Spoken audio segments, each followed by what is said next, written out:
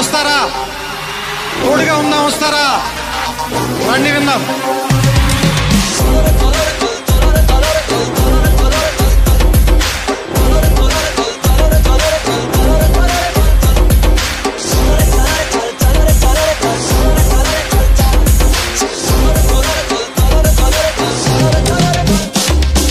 మిత్రమా, అసలే చీకటి, ఇల్లేమో దూరం, దారంతా గోతులు, చేతిలో దీపం లేదు, ధైర్యమే ఒక్క కవచం.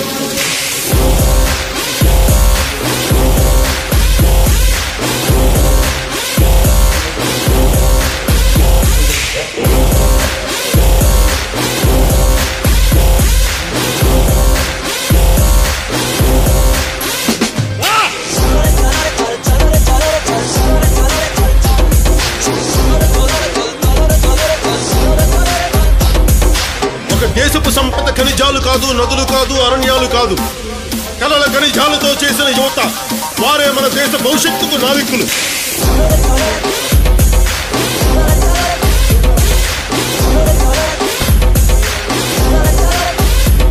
మన ఆత్మ గౌరవాన్ని దెబ్బతీసే వాళ్ళకి ఇదే చెప్తాం.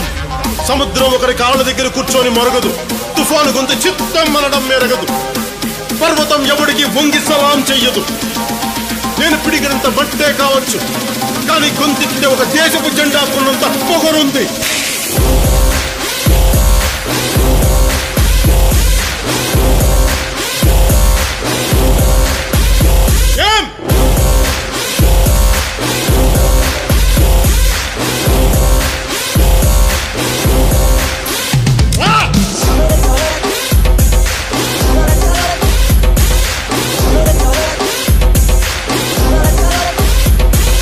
ప్రజల ఓట్లతో అందలమెక్కిన నాయకులకు మనం చెప్పదలుచుకున్నది ఒకటే: దేశం మాకు గాయాలిచ్చినా మీకు మేము పువ్వులిస్తున్నాం.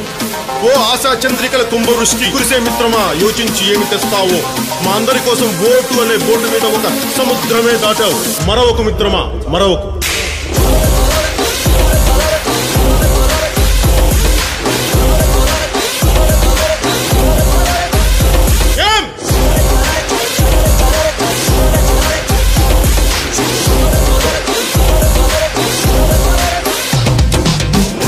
మన హక్కుల కోసం పోరాడే ప్రజల రెక్కలను విరిచే ప్రభుత్వాలకి ఇదే మన మాట.